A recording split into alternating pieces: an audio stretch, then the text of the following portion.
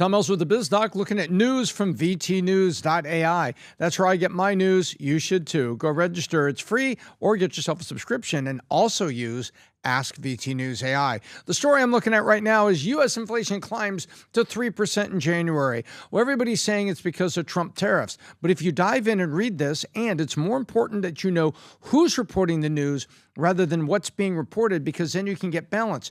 This one is 33% from the center, 33% from the left, 33% from the right, and you can select the source you want.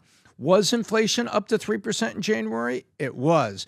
Remember, the Fed said before we're lowering rates, we need to see a 2% inflation. So now the Fed is probably not going to lower rates any further. And lowering those rates still has not had an impact on mortgages. 30-year fixed mortgage is still around 6.75 to 7.25, depending on your credit score.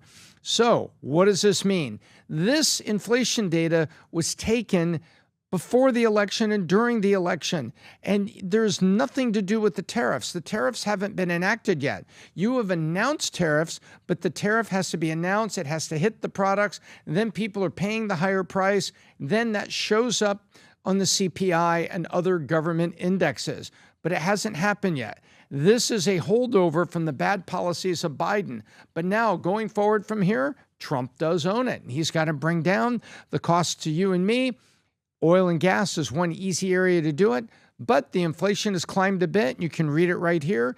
And if you want, use the VT News AI timeline to go see the history on U.S. inflation.